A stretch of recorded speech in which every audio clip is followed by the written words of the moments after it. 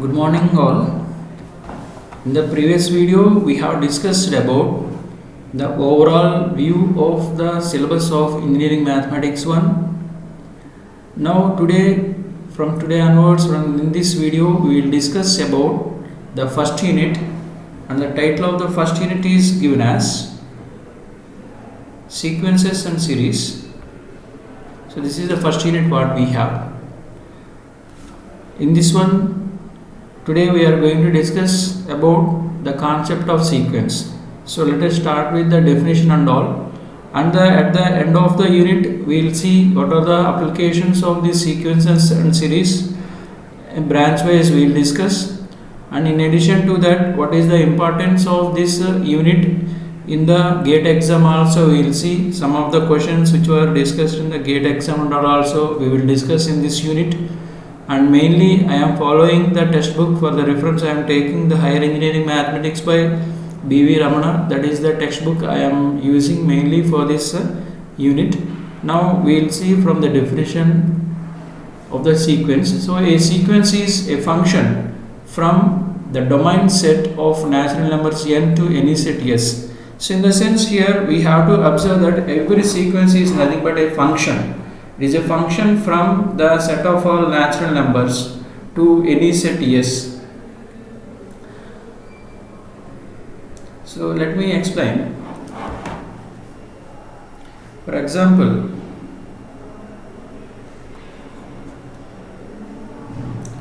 so f is a function from the set of all natural numbers to any set S.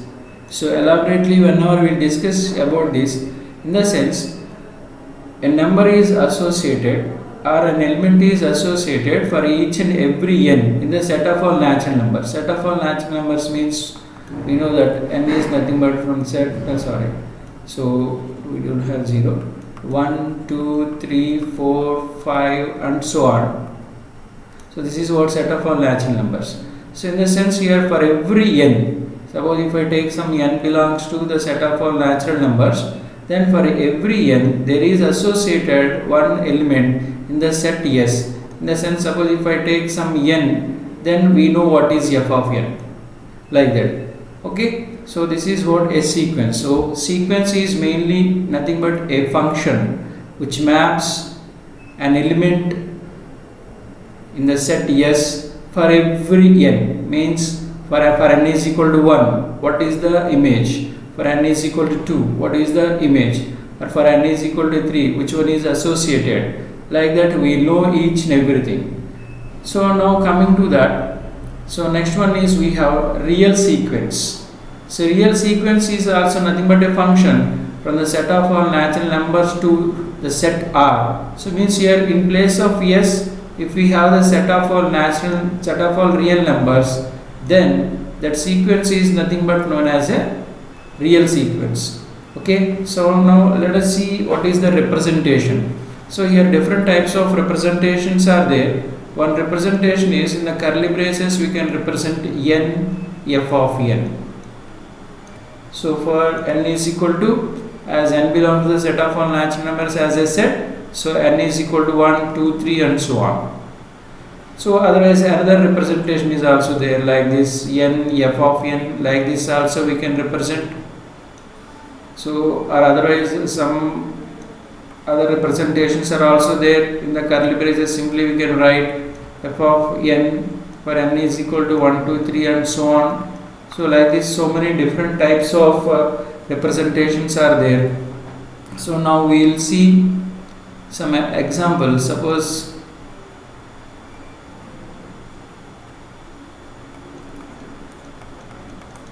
for example, if you take if anybody given some sequence 1 by n is equal to 1, 2, 3 and so on, then we can easily identify the numbers in the sense then the sequence, what are the elements.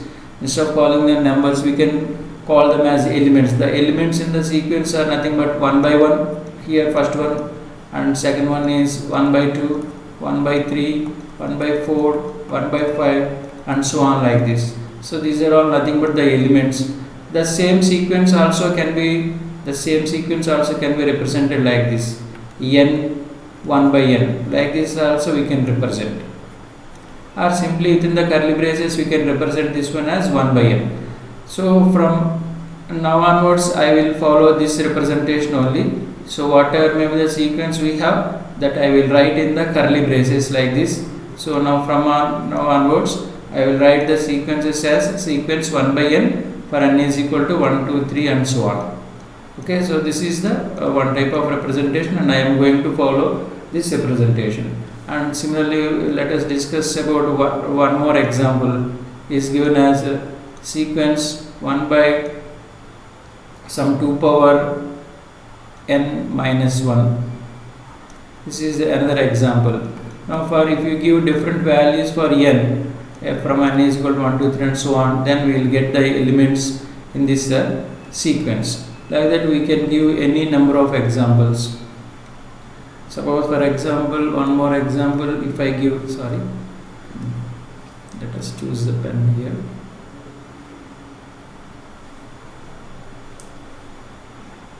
So one more example we can write, suppose n is equal to something, if I can write 1 by n square like this. If I take 1 by n square for n is equal to 1, 2, 3 and so on. So here also by giving the values for n we will get the elements. 1 by 1 square means 1 only, and 1 by 2 square, 1 by 3 square, 1 by 4 square and so on. In a sense, for each and every n, as I said in the beginning of the definition, so for each and every n there is one element associated like this. Suppose here if you take n is equal to 10, so one element is associated and it is nothing but 1 by 10 square. So if we take n is equal to 1000, for n is equal to 1000 one element is associated, that is 1 by 1000 square. So like that. So from these examples it is clear that f is nothing but a function from the set of all natural numbers to any set S. If that S is a set of all real numbers, then it is known as the real sequence. Okay, so this is all about simple about the definition and all. Okay, now in generally we will represent a general representation of a sequence is nothing but with the element a suffix n. So this is nothing but in generally how we will represent a sequence. So an for n is equal to 1, 2, 3 and so on. So this is how in general we will represent. So in the previous examples 1, 2, 3, if you want to write, then we can write it as the sequence an is defined as some, for first example if we take, then it is nothing but it can be written as some 1 by n is equal to 1, 2, 3 and so on. In the sense we can write an is equal to 1 by n for n is equal to 1, 2, 3 and so on. So this is how in generally we will write a sequence. Now depending on the number of terms or the elements in the sequence, here we have infinite sequence,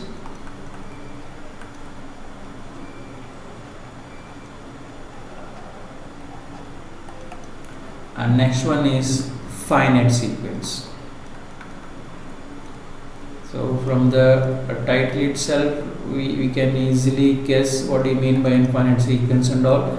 Infinite sequence means if the number of terms are infinity in the sequence, just like as all the above examples what we have discussed, all are nothing but infinite sequences. And similarly finite sequence means if you find only a finite number of terms. Suppose for example if I have a sequence anything like this, some 1, 2, 3, 4 up to and so on, 10 only, means the only the first 10 natural numbers if we take. So this is nothing but a finite sequence where the number of terms in this sequence are only finite. The previous examples what we have discussed, so 1 by n, 1 by n square, all are nothing but infinite sequences because the sequence consists of infinitely many number of terms. Now another property that what we can discuss about a sequence is nothing but a bounded sequence.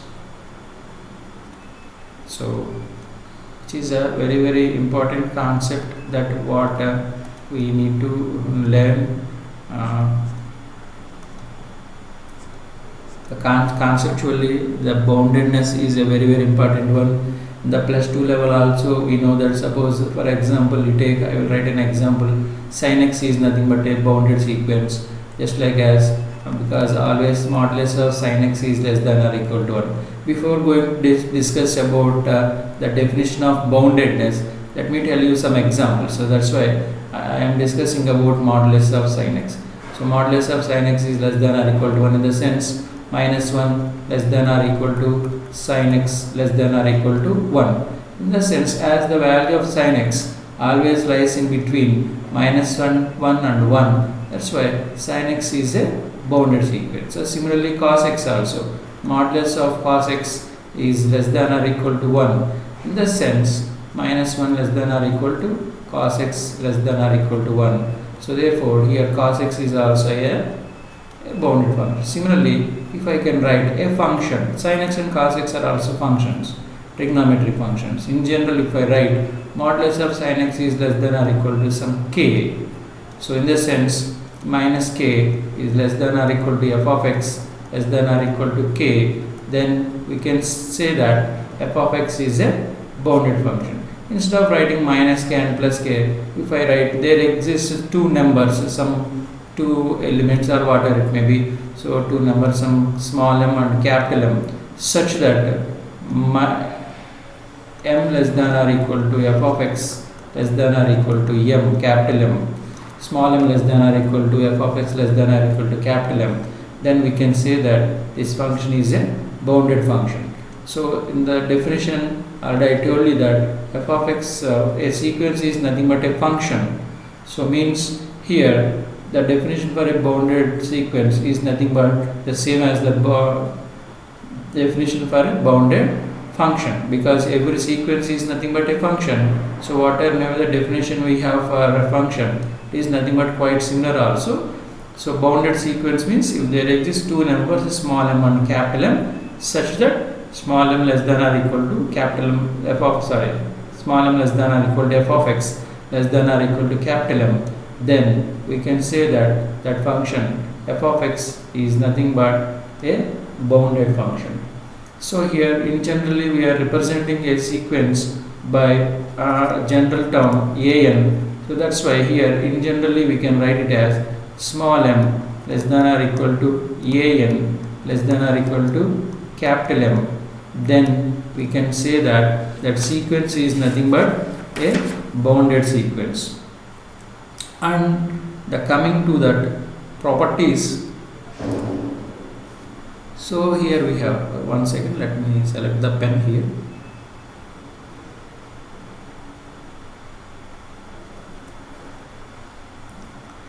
So here we have about the concepts, in the sense properties, mainly we have to check monotonic sequence.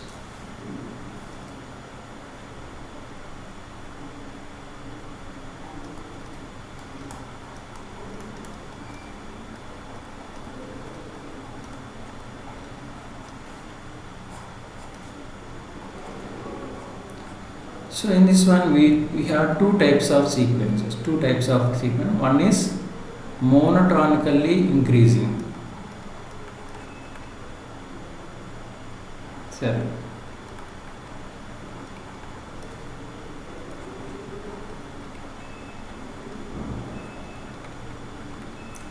And another one is obviously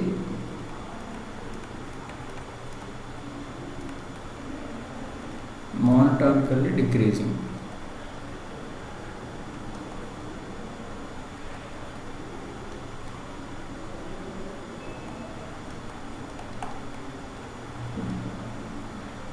So monotonically increasing means, first of all we will discuss about monotonically increasing sequence. So monotonically increasing sequence in the sense, suppose if I take a sequence an for n is equal to 1, 2, 3 and so on. So when we can call this sequence as a monotonically increasing sequence? If an plus 1 is greater than or equal to an for all n, then we can say that this sequence is monotonically increasing sequence. In the sense, for example, if we write a1 is less than or equal to a2 is less than or equal to a3 is less than or equal to, and so on, less than or equal to an is less than or equal to an plus 1 less than or equal to, and so on. So this type of sequence is known as monotonically increasing sequence. Obviously, monotonically decreasing sequence means if an is greater than or equal to an plus 1 for all n, then we will call that sequence as monotonically decreasing sequence. Means here the same we can write it as a1 is greater than or equal to a2 is greater than or equal to a3 is greater than or equal to, and so on, greater than or equal to, an is greater than or equal to an plus 1 is greater than or equal to, and so on. Okay, so for monotonically decreasing sequence, in the examples already we have discussed 1 by n, sequence 1 by n, sequence 1 by n square, and another one sequence 1 by 2 power n minus 1. All these are nothing but monotonically decreasing sequences. Monotonically increasing sequences, for example, if I take sequence 2 power n only, if I take, this is monotonically increasing, because what are the terms we find in this? So 2 power 1 means 2, next one 2 square, next one 2 cube, and so on we find. Because 2 sigma, this is obvious, the suffix we have n is equal to 1, 2, 3 and so on, that is obvious. And similarly, if I take only n also, suppose if I take the sequence n for n is equal to 1, 2, 3 and so on, what are the elements in this? So sorry, I will write here because you may get the photo. So you will write here once again the example for monotonical increasing sequence. Suppose for example, if I take sequence 2 power n for n is equal to 1, 2, 3 and so on, then you know what are the elements in this? 1 is 2 power 1 means 2, 2 square, 2 cube, 2 power 4 and so on. The values of the each and every term is increasing. So when compared with the previous term, so that's why it is monotonically increasing. Similarly, if I take simply the sequence n for n is equal to 1, 2, 3 and so on, then here also we know that the terms are 1, 2, 3, 4 and so on. So these are the examples for monotonically increasing and monotonically decreasing. So now we can say that a sequence is a monotonic sequence.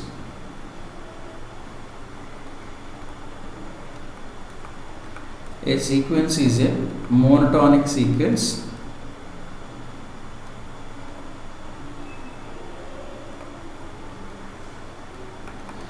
if it is either monotonically increasing or monotonically decreasing. Then such type of sequences are called simply monotonic sequences. So what are maybe the examples so far I have discussed here?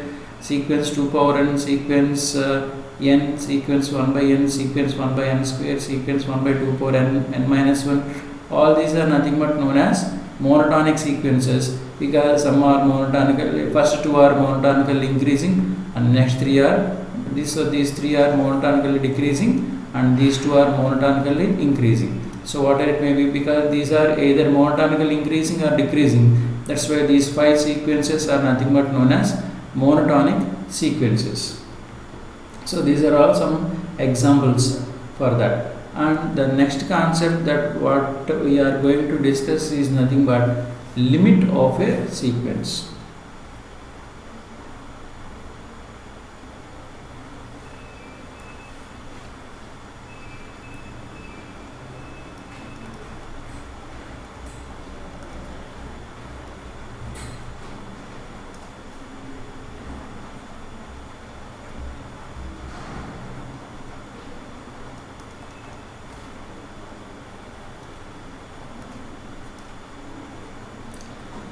So limit of a sequence is nothing but the definition. It is nothing but same as limit of a function, because a sequence is nothing but a function. So therefore limit of a sequence is nothing but limit of a function, and mathematically it is defined as a number L.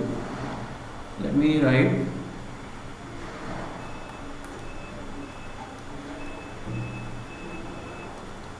A number, in general we will write the small letters. A number L is said to be a limit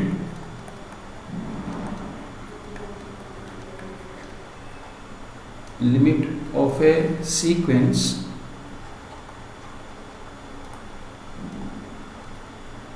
generally we will write sequence, general sequence AN, and is denoted as limit n tends to infinity AN is equal to L for every epsilon greater than 0. There exists n such that modulus of AN minus L is less than epsilon for all n greater than or equal to n. So let me read once again.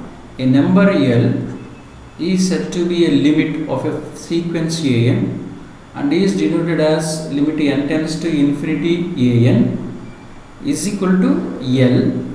The definition is given as for every epsilon greater than 0 there exists some n such that modulus of AN minus L is less than epsilon for all n greater than or equal to n. Now what do you mean by these two lines? For every epsilon greater than 0 there exists some n such that modulus of AN minus L less than epsilon for all n greater than or equal to L n. So what do you mean by this, and what is the relation in between these two lines? And here symbolically we wrote something, sigma n tends to infinity AN is equal to L. So how we can understand this? Let me explain in detail about this, so that in future whenever you will come across about this type of definitions you will get more clarity. Okay, so in general the symbol epsilon, this will represent two very small positive quantities, and here of course n is nothing but a very large number. Now what do you mean by this modulus of AN minus L is less than epsilon? In the sense, modulus of AN minus L means the absolute difference in between AN and L is less than a very small positive quantity. So let me tell you once again. Modulus of AN minus L means the absolute difference in between AN and L, the two terms AN and L. The difference in between these two, actually the absolute difference in between the two terms AN and L is less than a very small positive quantity. What do you mean by that? The difference in between any two is less than a very small positive quantity, in the sense both are nearly same.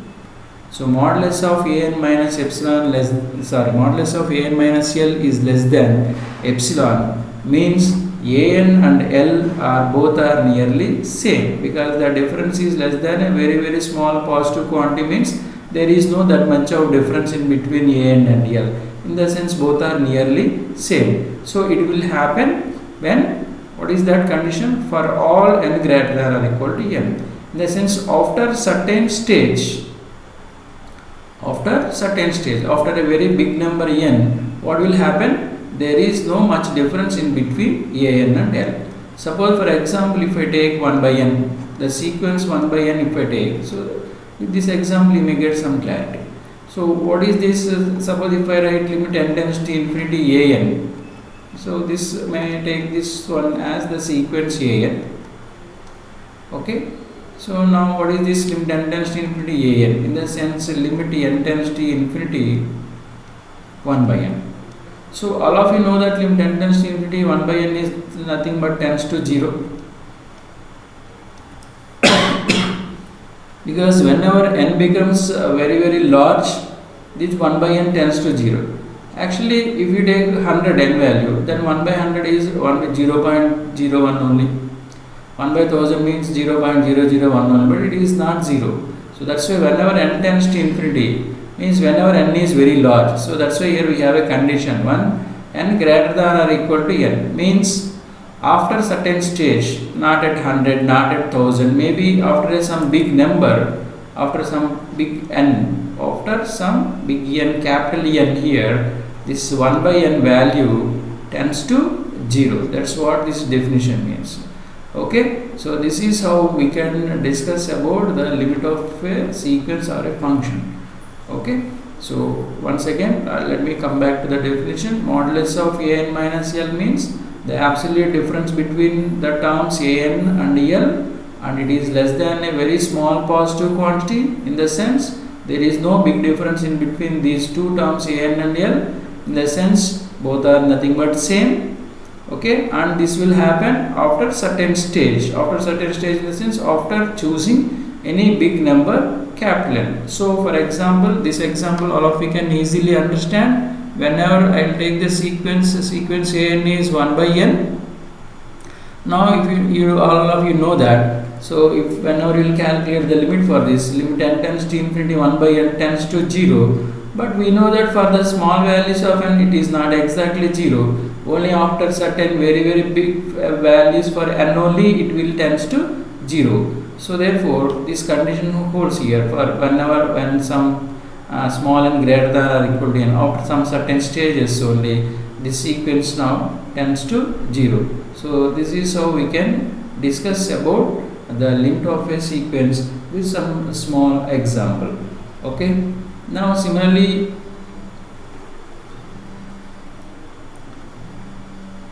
some of the discussions here we have. One is known as basing on this limit concept. We have two things. One is convergent sequence, another one is divergent sequence, and another one is oscillatory sequence.